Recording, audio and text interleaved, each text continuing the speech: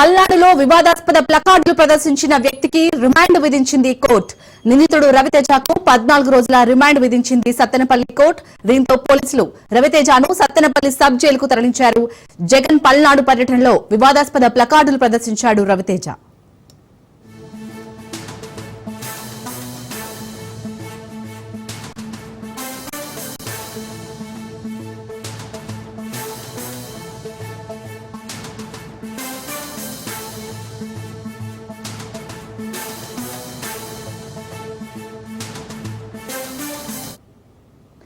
పల్నాడులో వివాదాస్పద ప్లకార్డులు ప్రదర్శించిన వ్యక్తికి రిమాండ్ విధించింది కోర్టు.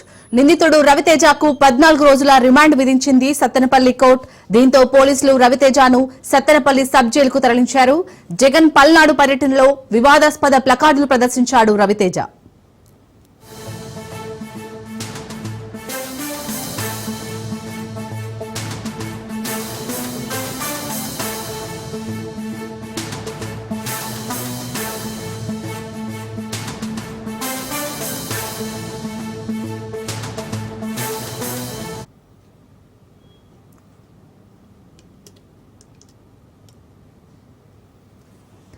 రైట్, ఇక పల్నాడులో ఎవరైతే వివాదాస్పద ప్లకార్డులు ప్రదర్శించారో ఆ వ్యక్తికైతే కోర్టు 14 రోజుల రిమాండ్ విధించినట్టుగా తెలుస్తుంది. దీనిపై పూర్తి అప్డేట్స్ మా ప్రతినిధి రమేష్ అందిస్తారు. రమేష్.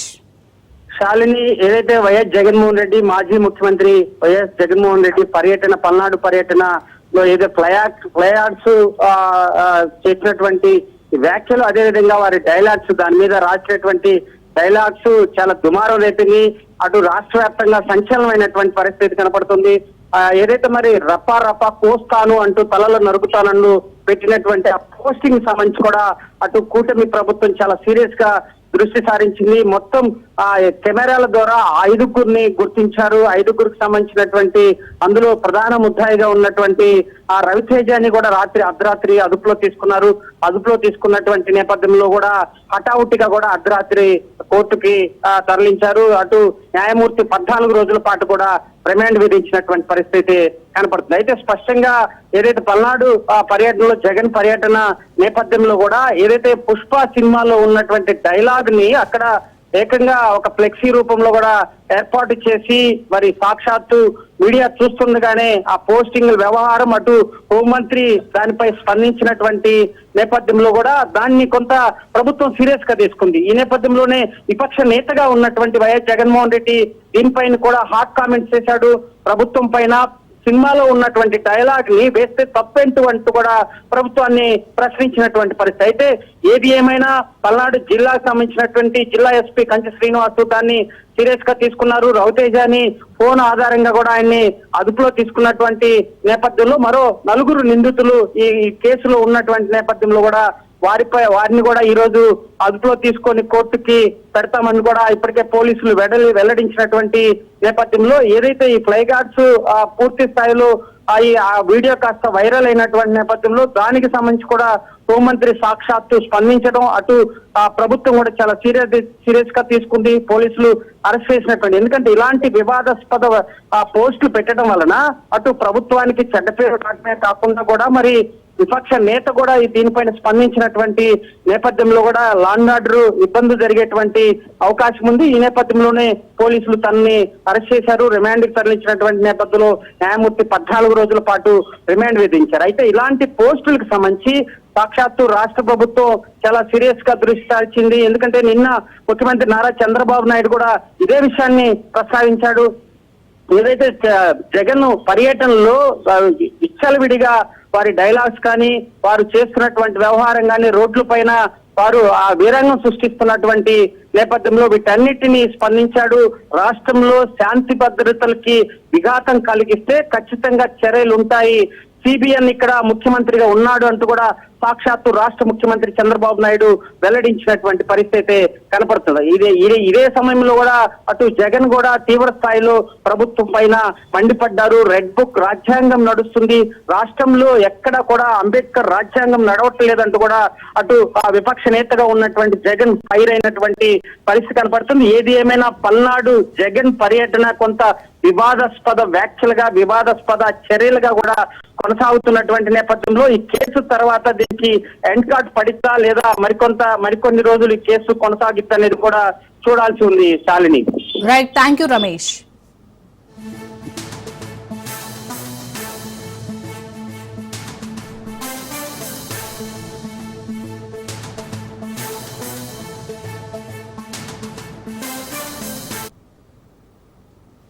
జగన్ రప్పారప్ప వ్యాఖ్యలపై టీడీపీ రాష్ట్ర అధికార ప్రతినిధి కోడూరు బాలసుబ్రహ్మణ్యం ఆగ్రహం వ్యక్తం చేశారు. డైలాగులతో బెదిరిస్తే ఎవరూ భయపడరన్నారు. గత లోకల్ బాడీ ఎన్నికలలో తిరుపతిలో చేసిన అరాచకాలు గుర్తులేదా అని ప్రశ్నించారు. అయితే టీడీపీ నేతలపైన కక్షగట్టి అసహనంతో మాజీ సీఎం మాట్లాడుతున్నారని కోడూరు బాలసుబ్రహ్మణ్యం ఫైర్ అయ్యారు. ఒక ప్లే కార్డు పెట్టుకొని వాళ్ళ కార్యకర్త చెబుతున్నాడు, నెక్స్ట్ మా ప్రభుత్వం వస్తే మెడకాయలు రప్ప రప్ప రప్ప కోస్తామని బెదిరింపుల చర్యలు దిగుతున్నాడు. ఎందుకు తప్పని అడుగుతాడు ఆయన మానసిక పరిస్థితి నాకేందో నాకు అర్థం కావట్లా. మీడియా వాళ్ళ సమక్షంలో రప్ప రప్పాన్ని కోస్తే తప్పేంది అంటాడు, చెల్లి ఫోన్ ట్యాప్ చేస్తే తప్పేంది అంటాడు, గంజాయి అమ్మితే తప్పేంది అని అడుగుతాడు. అంటే చంపితే తప్పు కాదా, బెదిరిస్తే తప్పు కాదా, చంపేస్తామని బెదిరిస్తే తప్పు కాదా మేము అడుగుతున్నాం. మీ ప్రభుత్వంలో ఒక డాక్టర్ని రోడ్డు పైన వేసి చంపడం అనుకున్నారా? మీ ప్రభుత్వంలో స్పిరిట్ ఎక్కువ మిక్స్ చేసి లివర్ సిరోసిస్ కారణమయ్యి లక్షలాది మంది కుటుంబాలు ఉసురు పోసుకోవడం అనుకున్నారా? లేకపోతే రోడ్లపైకి తీసుకొచ్చి మీ బాబాయిని గొడ్డలితో నరికి గుండెపోటని చెప్పడం అనుకున్నారా? మానసిక రోగి మాట్లాడినట్టు చంపుతాం, నిన్ను చంపితే ఏం చేస్తావు, రప్ప రప్ప రప్ప పొట్టేలు కోసినట్టు కోస్తే ఏం చేస్తావు అంటాడు. మేము కూడా హెచ్చరిస్తున్నాం.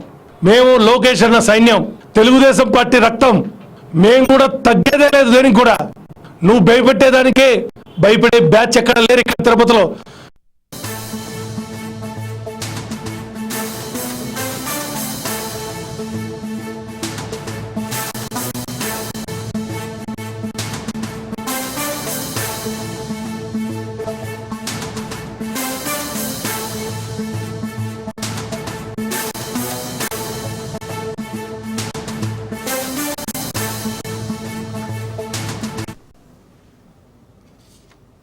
వరంగల్ సుబేదారి పిఎస్ దగ్గర ఉద్రిక్తత తలెత్తింది. సుబేదారి పిఎస్ లోనే పాడి కౌశిక్ రెడ్డి ఉన్నారు. పిఎస్ ముందు బీఆర్ఎస్ శ్రేణులు ఆందోళనకు దిగారు. పోలీసులతో బీఆర్ఎస్ నేతలు వాగ్వాదానికి దిగారు. గ్రానైట్ వ్యాపారాన్ని బెదిరించిన కేసులో కౌశిక్ రెడ్డిని పోలీసులు అరెస్ట్ చేశారు. శంషాబాద్ ఎయిర్పోర్ట్ లో కౌశిక్ రెడ్డిని పోలీసులు అరెస్ట్ చేసి వరంగల్ కు తరలించారు. కాసేపట్లో కౌశిక్ రెడ్డిని కోర్టులో హాజరుపరుచున్నారు. డబ్బులు ఇవ్వాలని తన భర్త మనోజ్ ను బెదిరించారని సుబేదారి పిఎస్ లో మనోజ్ భార్య ఉమాదేవి ఫిర్యాదు చేశారు. కౌశిక్ రెడ్డిపై 308(2), 308(4), 352 సెక్షన్ల కింద కేసులు నమోదయ్యాయి.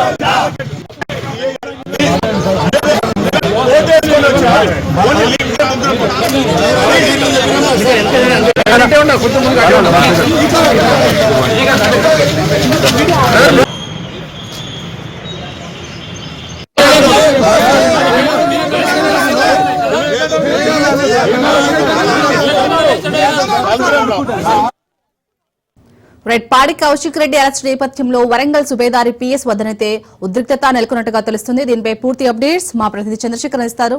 చంద్రశేఖర్, ప్రస్తుతం వరంగల్ సుబేదారి పిఎస్ దగ్గర సిచ్యుయేషన్ ఏ విధంగా ఉంది? అలాగే ఎంతసేపట్లో ఇటు పాడి కౌశిక్ రెడ్డిని కోర్టులో హాజరుపరిచే ఛాన్స్ ఉంది?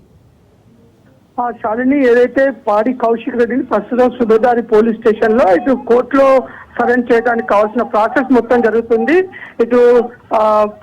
ఇప్పుడు పాడి కౌశిక్ రెడ్డిని ఎంజం హాస్పిటల్కి తీసుకెళ్లి అక్కడ వైద్య పరీక్షలు అనంతరం వైద్య పరీక్షలు చేయించిన తర్వాత తనని కోర్టులో రిమాండ్ చేసే అవకాశం ఉంది. రిమాండ్ చేసిన తర్వాత ఏదైతే మన జిల్లా కోర్టులో రిమాండ్ చేస్తారు. రిమాండ్ చేసిన తర్వాత అక్కడ కోర్టు ఎలాంటి నిర్ణయం తీసుకుంటుంది, ఇటు బెయిలా లేదంటే ఇటు రిమాండ్ విధిస్తుందని ఒక ఉత్కంఠ అయితే కొనసాగుతుంది. ఎందుకంటే పాడి కౌశిక్ రెడ్డి 50 లక్షల రూపాయలు ఇవ్వాలని కట్టా మనోజ్ రెడ్డి అనే ఒక గ్రానైట్ వ్యాపారిని ఇవ్వని విడల హత్య చేస్తాము, చంపుతామని బెదిరించినట్లుగా అయితే తన మీద ఎఫ్ఐఆర్ నమోదైంది. ఎఫ్ఐఆర్ నమోదైన తర్వాత విచారణ విషయంలో పాడి కౌశిక్ రెడ్డి సహకరించట్లేదని పోలీసులు కోర్టు దృష్టికి తీసుకెళ్లినప్పుడు కోర్టు తన బెయిల్ పిటిషన్ కూడా రద్దు చేయడంతో ఒక్కసారిగా పోలీసులు వారి ఆధీనంలో తీసుకున్నారు. తీసుకొని సుబేదారిలోని హైదరాబాద్ శంషాబాద్ నుంచి సుబేదారి వరంగల్లోని హన్మకొండలోని సుబేదారి పోలీస్ స్టేషన్ తరలించారు ఈ రోజు ఉదయం. తరలించిన తర్వాత కొంత హైడ్రామా కొనసాగించింది. అక్కడ కొంత బీఆర్ఎస్ జిల్లా నాయకులు కొంతమంది వెళ్లిన క్రమంలో పోలీసులు వారిని అడ్డుకోవడంతో కొంత రేవంత్ రెడ్డి డౌన్ అని చెప్పేసి ఇటు కక్ష రాజకీయాలు చేస్తుంది కాంగ్రెస్ పార్టీ. ఎవరైతే ప్రతిపక్షంలో ప్రజల పక్షాన మాట్లాడుతున్నారో వారిపైన తప్పుడు కేసులు నమోదు చేసి భయభ్రాంతులకు గురి చేయాలని చూస్తుందని చెప్పేసి బీఆర్ఎస్ నాయకులు కూడా ఒక పక్క మీడియాతో మాట్లాడుతూ చెప్పడం జరిగింది. ఏది ఏమైనా ప్రభుత్వం పైన పోరాటం చేస్తామని బీఆర్ఎస్ నాయకులు చెప్తున్నారు. కానీ ఇప్పుడైతే పోలీసులు మరికొద్ది సేపట్లో వరంగల్లోని ఎంజిఎం హాస్పిటల్కి వైద్య పరీక్షల నిమిత్తం తరలించడానికి అన్ని సిద్ధం చేశారు. ఇది ఎంజిఎం దగ్గర కూడా భారీ బందోబస్తు ఏర్పాటు చేశారు. ఇటు సుబేదారి పోలీస్ స్టేషన్ తో పాటు ఎంజిఎం ఇటు జిల్లా కోర్టు 3 ప్లేస్లలో కూడా భారీ బందోబస్తు చేశారు. ఎలాంటి అవాంఛనీయ సంఘటనలు జరగకుండా, ఎలాంటి ఉద్రిక్త సంఘటనలు జరగకుండా అయితే పోలీసులు వారు ఆధీనం తీసుకున్నారు. ఒక పక్క బీఆర్ఎస్ నాయకులు పాడి కౌశిక్ రెడ్డితో మాట్లాడాలని అన్నారు. 11 గంటల తర్వాత మాట్లాడే అవకాశం ఇస్తామని చెప్పి కూడా అయితే పోలీసులు చెప్పడంతో కొంత బీఆర్ఎస్ నాయకులు అయితే సర్దుమణిగారు. శాలిని, అలాగే చంద్రశేఖర్, మరి పాడి కౌశిక్ రెడ్డి తరపు న్యాయవాది ఏమంటున్నారు అంటే ఇప్పటికే కొందరు స్పందించారు దీనిపై ప్రభుత్వం కావాలనే కక్షపూరితంగానే కౌశిక్ రెడ్డిని అరెస్ట్ చేసిందని. ఇటు బీఆర్ఎస్ అధినాయకత్వంతో సహా ఇటు ములుగు మన ఉమ్మడి వరంగల్ జిల్లాలోని బీఆర్ఎస్ నాయకులు కూడా చెప్తున్నారు ఒకటే, ఇది పాడి కౌశిక్ రెడ్డి మీద కక్ష సాధింపు. ఎందుకంటే ప్రభుత్వాన్ని కానీ ప్రభుత్వం చేసే ప్రజా వ్యతిరేక విధానాలను ఎండగడుతూ ప్రజల్లోకి వెళ్తున్నారు. అందుకోసమే కావాలని ఎవరైతే బీఆర్ఎస్ లో అగ్రెసివ్ గా ప్రభుత్వం పైన పోరాటం చేస్తూ ప్రజల పక్షాన్ని నిలబడ్డారో వాళ్ళకి కావాలనే ఈ కక్ష సాధింపు చర్యల్లో భాగంగా ఇబ్బందులు గురి చేయాలని తప్పుడు కేసులు చేస్తున్నారు. తప్పుడు కేసులకు భయపడేది లేదు, కంపల్సరీ ప్రభుత్వం పైన పోరాటం చేస్తాం. ఇవి తప్పుడు కేసులు, కోర్టులో కూడా నిలబడవు. ఇవి కావాలని కక్షతో ఫస్ట్ నుంచి కూడా ఈ పాడి కౌశిక్ రెడ్డిని ప్రభుత్వం టార్గెట్ చేసింది. అందులో భాగంగానే కేసు పెట్టారని చెప్పేసి ఇటు నాయకులు చెప్తున్నారు. చట్ట ప్రకారం కంపల్సరీ బెయిల్ వస్తుంది, ఇది తప్పుడు కేసు అనేసి మేము నిరూపిస్తామని చెప్పేసి ఇటు పాడి కౌశిక్ రెడ్డి లాయర్లు కూడా చెప్తున్నారు. ఇటు వరంగల్లో లాయర్లతో పాటు హైదరాబాద్ నుంచి కూడా కొంతమంది లాయర్లు రావడం జరిగింది. ఇప్పుడు పరీక్షల అనంతరం ఎప్పుడైతే జడ్జి ముందు ప్రవేశపెట్టిన తర్వాత వారి వాదనలు కూడా వినిపించడానికి బీఆర్ఎస్ పార్టీ కూడా సిద్ధం చేసుకుంది. అయితే Shalini, right, thank you Chandrasekhar.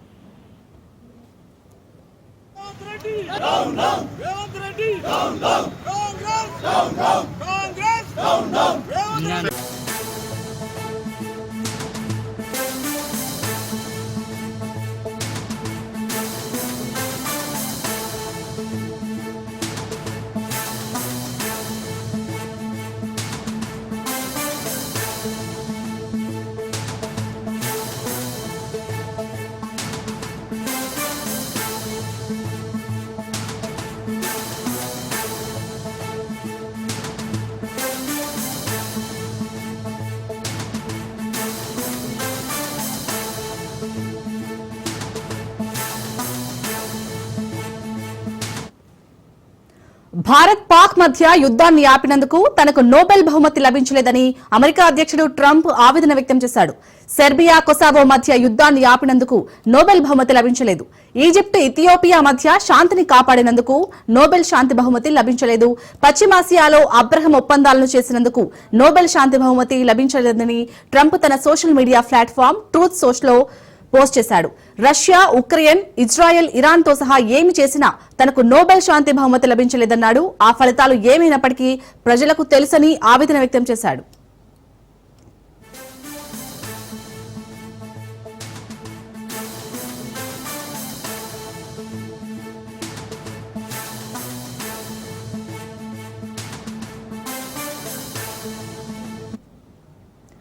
Democratic republic of Congo, Rwanda మధ్య వాషింగ్టన్ లో జరిగిన శాంతి ఒప్పందానికి ఘనత వహించిన సందర్భంగా అమెరికా అధ్యక్షుడు ఈ వ్యాఖ్యలు చేశారు. ఇది ఆఫ్రికాకు గొప్ప రోజు, చాలా స్పష్టంగా చెప్పాలంటే ప్రపంచానికి గొప్ప రోజు. దీనికి నాకు నోబెల్ శాంతి బహుమతి లభించదని ట్రంప్ అన్నాడు.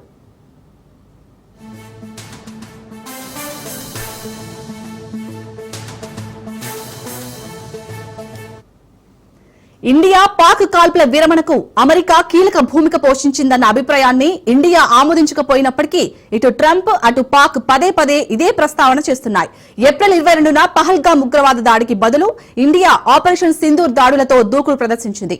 ఆపరేషన్ సింధూర్ కింద ముఖ్యమైన నూర్ ఖాన్ వైమానిక స్థావరంతో సహా దేశంలోని అనేక వైమానిక స్థావరాలపై భారతదేశం దాడి చేసిన తర్వాత పాకిస్తాన్ సైనిక కార్యకలాపాల డైరెక్టర్ జనరల్ మే 10న తన భారత ప్రతిరూపంతో మాట్లాడటానికి ప్రయత్నించారని భారతదేశం వాదించింది.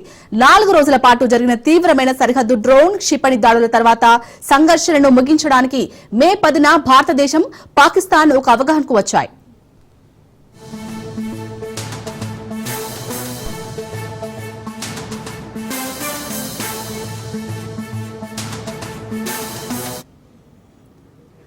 దీనికి సంబంధించి పూర్తి డీటెయిల్స్ మా బ్యూరో చీఫ్ రాజిరెడ్డి అందిస్తారు.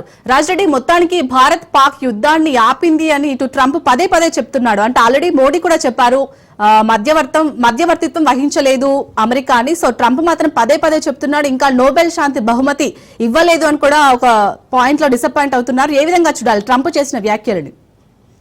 అగ్రరాజ్య అధ్యక్షుడు, అమెరికా అధ్యక్షుడు వ్యవహార శైలి చూస్తే, ట్రంప్ ఆలోచన చూస్తే నవ్వాలో ఏడవాలో అని అర్థం కానిటువంటి పరిస్థితిలో ఉంది. ఎందుకంటే ఆయననే స్వయంకృత మేధావిలాగా ఫీల్ అవుతున్నాడు. అసలు ప్రపంచంలో ఎక్కడేం జరిగినా తన ప్రమేయం ఉంటుంది, తానే ఈ యొక్క యుద్ధాలను ఆపుతున్నా, శాంతి చర్చలు జరుపుతున్నా అని తనకు తానే డబ్బా కొట్టుకుంటున్నాడు.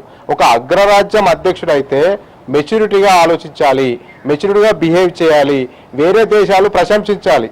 కానీ ఎవరు ప్రశంసించకపోగా తనకు ఏదో అన్యాయం జరిగినట్టు, తానేమో ప్రపంచంలో ఉద్ధరించినట్టు, తనేమో అన్ని దేశాల మధ్య యుద్ధాలు జరిగితే ఆపినట్టు, శాంతి చర్చలు తానే విజయవంతం చేసినట్టు, తనకు తానే ఎక్కువగా ఊహించుకొని తనకు తానే నోబెల్ బహుమతి రావాలి, నోబెల్ అవార్డు రావాలని తనకు తానే ఎక్కువ ఊహించుకోవడం వల్ల తాను మానసిక పరిస్థితి ఆందోళనకరంగా ఉందని చెప్పుకోవచ్చు.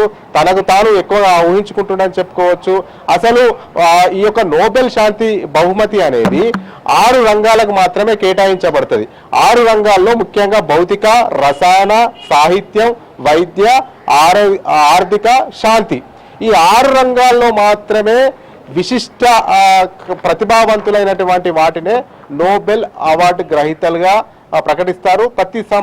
ప్రతి సంవత్సరము డిసెంబర్ 10వ తేదీన ఈ యొక్క నోబెల్ బహుమతి అవార్డులను ఇస్తారు. అయితే తనకు తాను ఎక్కువ ఊహించుకుంటున్నాడు ట్రంప్. ముఖ్యంగా చూసుకున్నట్టయితే ఆయన అగ్రరాజ్య అధ్యక్షుడా తెలియదు, మరి ఇంకెక్కడన్నా ఉన్నాడా తెలియదు, కానీ ఆయన మీద ఆయననే ప్రశంస జల్లు కురిపించుకుంటుండు. ఆయన మానసిక పరిస్థితి అయితే ఆందోళనకరంగా ఉందని చెప్పుకోవచ్చు. ఎందుకంటే భారత్ అమెరికా మధ్య యుద్ధం జరిగినప్పుడు పాకిస్తాన్ పహల్గామ్ దాడికి వ్యతిరేకంగా భారత్ పాకిస్తాన్లోకి వెళ్ళింది, ఉగ్రస్థావరాలపైన గురి పెట్టింది, ఉగ్రస్థావరాలను మట్టి కర్పించింది, ఉగ్రవాదులను మట్టి కర్పించింది. అంతేకాకుండా వైమానిక స్థావరాలపైన కూడా దాడులు చేసింది. పాకిస్తాన్ గత్యంతరం లేకుండా ఇక మా పని అయిపోతుంది, భారత్తో పెట్టుకుంటే మా దేశం మొత్తం మనుగడ కోల్పోతుంది, మొత్తం ఆర్థిక వ్యవస్థ కుప్పగొలుతుంది, మమ్మల్ని ప్రపంచ దేశాలు కూడా దగ్గర రానివ్వవు అనేది కూడా కాళ్ళబేరానికి వచ్చిర్రు పాకిస్తాన్ వాళ్ళు. దాంతో భారత్ పెద్ద మనసు చేసుకొని కాళ్ళబేరానికి వచ్చిందనే ఉద్దేశంతో పహల్గామ్ దాడి తర్వాత సింధూర్ ఆపరేషన్ ను తాత్కాలికంగా బ్రేక్ ఇచ్చింది. ప్రధానమంత్రి కూడా పలుమార్లు చెప్పారు ఇది కేవలం తాత్కాలిక బ్రేకే, మళ్ళోసారి ఏమన్నా రెచ్చగొట్టే విధానాలు పాకిస్తాన్ చేస్తే మళ్ళీ కూడా ఆపరేషన్ సింధూర్ మొదలు పెడతామని కూడా ఓవైపు రక్షణ శాఖ మంత్రి రాజ్నాథ్ సింగ్ స్పష్టం చేశారు. అదేవిధంగా ప్రధానమంత్రి నరేంద్ర మోడీ స్పష్టం చేశారు. ఇక ఆయన అమెరికా అధ్యక్షుడు మధ్యవర్తిత్వం ఉండి ఏదో ఉద్ధరించానని ఆయనకు గఫాలు కొట్టుకోవడం తప్ప అసలు భారత్ పాకిస్తాన్ యుద్ధాన్ని ఆపడంలో ట్రంప్ పాత్ర ఏం లేదనేది కూడా ప్రధానమంత్రి సాక్షాత్తు చెప్పారు. ఇకపోతే ఆయన ఉద్ధరించిన ఘనకార్యాల గురించి చెప్తా ఉన్నాడు. ఈజిప్ట్, ఇథియోపియా మధ్య శాంతి చర్చలు చేశాను, సెర్బియా, కొసావో మధ్య యుద్ధం నాపాను, పశ్చిమాసియాలో అబ్రహాం ఒప్పందాలను తానే అమలు చేశాను, రష్యా, ఉక్రెయిన్, ఇజ్రాయెల్, ఇరాన్ యుద్ధాలతో సహా అన్ని అతను ఏమి చేసినా కానీ అతనికి నోబెల్ అవార్డు రాదు అనేది కూడా తనకు తానే అసంతృప్తిగా ఉన్నట్లు తెలుస్తుంది. అతను ఏం చేయలేదు, చేసిన పాత్ర కొంచెమైతే చెప్పుకునే పాత్ర చాలా ఎక్కువగా ఉంది. కాబట్టి నోబెల్ ప్రైజ్ రావాలంటే, నోబెల్ అవార్డు గ్రహీత కావాలంటే ప్రపంచవ్యాప్తంగా గుర్తింపు ఉండాలి. ఒక అమర్త్య సేన్ లాగా, ఒక మదర్ తెరీసా లాగా ఇలా విశిష్టత కలిగినటువంటి వ్యక్తులకు మాత్రమే వస్తుంది. తనకు తాను ఎక్కువ ఊహించుకుంటున్నాడు, తనకు రాదని తెలిసి మాత్రమే మన సోషల్ మీడియా ప్లాట్ఫామ్ ఏదైతే ఉందో దాని ద్వారా అసంతృప్తి వ్యక్తం చేస్తున్నారు. ఈ దేశాలు కూడా ఎక్కడా కూడా చెప్పలేదు మా యుద్ధం ఆపింది, శాంతి ఒప్పందాల్లో కీలక పాత్ర పోషించారు అని కూడా ఏ దేశాలు చెప్పలేదు. కేవలం పాకిస్తాన్ అమెరికా అధ్యక్షుడు డబ్బా కొట్టడము, అమెరికా అధ్యక్షుడు ట్రంప్ ఏమో నేనే యుద్ధం ఆపినని చెప్పడము, ఇవి తప్ప ఎక్కడ కూడా ట్రంప్ కు ఇతర దేశాల మద్దతు పలికినట్లేదు. ట్రంప్ చేయబట్టే మా ఆర్థిక వ్యవస్థ బాగుపడ్డదని చెప్పిన దేశం లేదు. ట్రంప్ చేయబట్టే మేము శాంతి చర్చల్లో సక్సెస్ అయ్యామని చెప్పిన దాఖలు లేదు. తనకు తానే ఎక్కువ ఊహించుకుంటూ, తనకు తానే ఎక్కువగా ఆలోచిస్తూ, తనకు నోబెల్ బహుమతి కావాలని తనకు తానే ఊహించుకుంటుండు తప్ప అతను చేసింది ఏం లేదు. అగ్రరాజ్య అధ్యక్షుడు, అమెరికా అధ్యక్షుడు అంటే ఆలోచనలు పెద్దగా ఉండాలి, ఆలోచనలు ఎక్కువగా ఉండాలి. శాంతిలో లేడు, ఆయన భౌతిక శాస్త్రంలో లేడు, రసాయన శాస్త్రంలో లేడు, సేవా కార్యక్రమంలో లేడు, ఏ రంగంలో కూడా లేడు.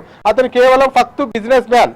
అమెరికా అధ్యక్షుడు అయ్యాడు కానీ ఆయన మొదటి నుంచి చూసుకున్నట్టయితే ఫక్తు బిజినెస్ మ్యాన్, బిజినెస్ ఆలోచనలే ఉంటాయి. ఇక అలాంటి వ్యక్తికి నోబెల్ అవార్డు రావాలట, ఆయనకే సరైన ప్రాతినిధ్యం ఆయననే సరైన వ్యక్తి అట, ఆయనకైనా ఊహించుకుంటుండు. కాబట్టి ఈ యొక్క ట్రంప్ యొక్క అసంతృప్తిని కూడా అర్థం లేని అసంతృప్తిగా చెప్పుకోవచ్చు. విశిష్టమైనటువంటి వ్యక్తులకు మాత్రమే నోబెల్ అవార్డు వస్తుందని చెప్పుకోవచ్చు. Shalini. Right, thank you Raj Reddy.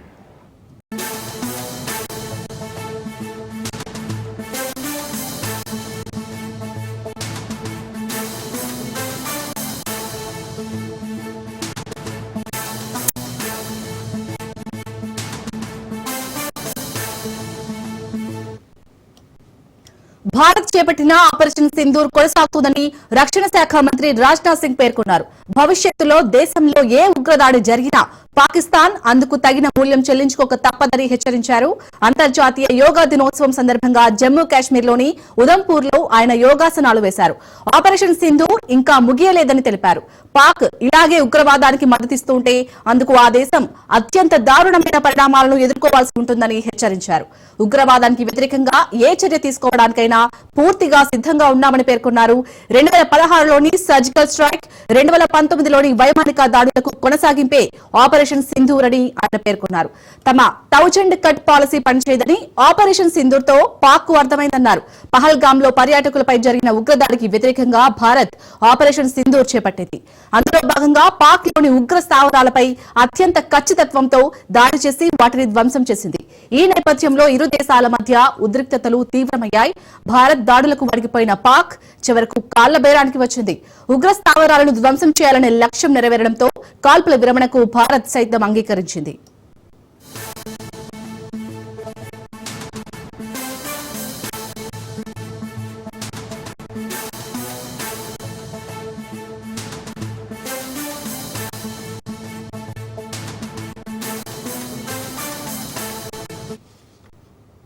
దీనికి సంబంధించి పూర్తి అప్డేట్స్ మా ప్రతినిధి సైదులు అందిస్తారు. సైదులు, మొత్తానికైతే ఇటు రక్షణ శాఖ మంత్రి రాజ్నాథ్ సింగ్ అయితే పాకిస్తాన్ కి మరో హెచ్చరిక జారీ చేశారు. మన దేశంలో ఏ ఉగ్రదాడి జరిగినా మేమైతే ఊరుకోమని. సో దీన్ని ఏ విధంగా చూడాలి? పాకిస్తాన్ వైఖరి ఏమైనా మారుతుందా? చూడాలి మరి పాకిస్తాన్ వైఖరి ఇకనైనా మారుతుందా లేదా అనేది కూడా తెలియాలి. ఏదేమైనా అంతర్జాతీయ యోగా దినోత్సవం సందర్భంగా ఈరోజు జమ్మూ కాశ్మీర్ ఉదంపూర్లో రక్షణ శాఖ మంత్రి రాజ్నాథ్ సింగ్ అక్కడ యోగాసనాలు చేశారు. దాని తర్వాత మీడియాతో రాజ్నాథ్ సింగ్ మాట్లాడారు. మరోసారి పాకిస్తాన్ ఆయన హెచ్చరించారు. అంటే ఆపరేషన్ సింధూర్ ముగియలేదు, కొనసాగుతుంది. ఇంకోసారి పాకిస్తాన్ ఇలాంటి ఉగ్రవాద చర్యలకు పాల్పడితే తగిన బుద్ధి చెప్తాము అని చెప్పేసి కూడా ఆయన గట్టి హెచ్చరిక రాజ్నాథ్ సింగ్ పాకిస్తాన్కి ఇచ్చారు. ఎందుకంటే చూసాం మనకి జమ్మూ కాశ్మీర్లో ఒక టూరిస్ట్ ప్లేస్ని టార్గెట్గా చేసుకొని టెర్రరిస్టులు అక్రమంగా భారత్లోకి వచ్చిన తర్వాత 28 మందిని పొట్టన పెట్టుకున్న సంగతి అందరికీ తెలిసిన విషయమే. సో దానిలో భాగంగా చూస్తే ఆపరేషన్ సింధూర్ని మనం ఎక్కడైతే పాకిస్తాన్ ఉగ్ర స్థావరాలు ఎక్కడైతే ఉన్నాయో గుర్తించిన తర్వాత ఆపరేషన్ సింధూర్లో భాగంగా ఉగ్ర స్థావరాలను టార్గెట్గా చేసుకొని మనం ధ్వంసం చేశాం. 100 మందికి పైగా ఉగ్రవాదులు మరణించారు. ఆ విషయాన్ని పాకిస్తాన్ బయట పెట్టినప్పటికీ కూడా సో మనం సక్సెస్ఫుల్గా పాకిస్తాన్ ఉగ్ర స్థావరాలని టార్గెట్గా చేసుకొని ఆ యొక్క ఉగ్రస్థానాన్ని ధ్వంసం చేసిన సంగతి తెలిసిందే. కాబట్టి ఇంకోసారి ఎప్పుడైనా సరే అంటే ఈ ఆపరేషన్ సింధూర్ అనేది ఇంతటితో ముగియలేదు, ఖచ్చితంగా ఇది కొనసాగుతూనే ఉంటుంది. అంటే కొనసాగుతుందంటే ఏంటి, పాకిస్తాన్ మరోసారి ఎప్పుడైనా ఇలాంటి ఉగ్ర చర్యలకు పాల్పడితే ఖచ్చితంగా కంటిన్యూ అవుతూనే ఉంటుంది, తగిన బుద్ధి చెప్తాం. ఎందుకంటే పాకిస్తాన్ మనం ఆపరేషన్ సింధూర్లో భాగంగా ఎంత పెద్ద నష్టం జరిగింది అందరికీ తెలిసిన విషయమే. లాహోర్ లాంటి ప్లేస్లను కూడా టార్గెట్గా చేసుకొని మనం దాడులు చేశాం. ఆ సమయంలో పెద్ద ఎత్తున పాకిస్తాన్కి ఆస్తి నష్టం కూడా జరిగింది. అయితే ఆపరేషన్ సింధూర్లో భాగంగా పాకిస్తాన్ భారత్ మధ్య జరుగుతున్నటువంటి యుద్ధం ఏదైతే ఉందో ఆ యుద్ధాన్ని ఎవరు జోక్యం చేసుకోలేదు, ఎవరు దీన్ని ఆపే ప్రయత్నం చేయలేదు. పాకిస్తానే కాలబేరానికి వచ్చింది. అంటే ఒకవైపు మనం సింధు జలాల్ని ఆపేయడంతో చాలా దుర్భరమైన పరిస్థితి పాకిస్తాన్లో నెలకొంది. సో అప్పుడు పాకిస్తాన్ కాలబేరానికి వచ్చింది. నీళ్లు లేక అనేక ఇబ్బందులు పాకిస్తాన్ పడుతుండడంతో సింధు జలాలని కొంచెం రిలీజ్ చేయండి అని చెప్పేసి భారత్తో కాలబేరానికి పాకిస్తాన్ వచ్చింది. దాని తర్వాత ఇక ఆపరేషన్ సింధూర్లో భాగంగా మనం చేస్తున్న దాడులను తిప్పుకోవట్లేక పాకిస్తాన్ కాలబేరానికి వచ్చి మన యుద్ధం ఆపాలని చెప్పేసి ఇతర దేశాలతో మాట్లాడి జోక్యం చేసుకునే ప్రయత్నం కూడా చేసింది. సో ఈ విషయం అందరికీ తెలిసిన విషయమే. అందువల్ల అంతే తప్ప ఎక్కడ కూడా ఆపరేషన్ సింధూర్ అనేది ముగియలేదు, అది కొనసాగుతూనే ఉంటుంది. మరోసారి ఎప్పుడైనా సరే అంటే మనకి ఈ యొక్క పాకిస్తాన్ బోర్డర్ పరిధిలో ఉన్నటువంటి జమ్మూ కాశ్మీర్ కానీ, పంజాబ్ కానీ, చండీగఢ్ కానీ, రాజస్థాన్, గుజరాత్ లాంటి ప్రాంతాలలో ఎవరైనా సరే పాకిస్తాన్ బోర్డర్ పరిధిలో నుంచి ఉగ్రవాదులు ఎప్పుడైనా రాష్ట్రం వైపు వచ్చినా సరే, ఏమైనా ఇలా ఉగ్ర చర్యలకు పాల్పడినా సరే ఖచ్చితంగా తగిన బుద్ధి పాకిస్తాన్కి చెప్తా మరోసారి అని చెప్పేసి కూడా చెప్పారు. ఎందుకంటే ఇప్పటికే పాకిస్తాన్లో ఉన్నటువంటి టెర్రరిస్ట్ స్థావరాలను గుర్తించి ధ్వంసం చేసిన తర్వాత చాలా మంది ఉగ్రవాదులు చనిపోయారు. మసూద్ అజార్ లాంటి వారు కూడా వాళ్ళ ఫ్యామిలీ కూడా చనిపోయారు. కాబట్టి సో ఇకనైనా పాకిస్తాన్ బుద్ధి మారుతుందని చెప్పేసి అనుకుంటున్నాం. లేక అలానే కంటిన్యూ అవుతున్నా అంటే కంటిన్యూ అంటే ఏంటి, పాకిస్తాన్ మరోసారి ఉగ్ర చర్యలకు అంటే ప్రోత్సహించిన ఉగ్రవాదాలను కొంతమందిని ప్రోత్సహిస్తుంది. కాబట్టి సో అలాంటివి మరోసారి కంటిన్యూ చేసినా కూడా ఖచ్చితంగా అలాంటి చేస్తే మాత్రం ఖచ్చితంగా పాకిస్తాన్ గట్టి బుద్ధి చెప్తామని చెప్పేసి కూడా ఈరోజు అంతర్జాతీయ యోగా దినోత్సవం సందర్భంగా ఉదంపూర్లో పర్యటించినటువంటి రాజ్నాథ్ సింగ్ పాకిస్తాన్కి ఒక గట్టి హెచ్చరిక జారీ చేశారు. Right, thank you Saidulu.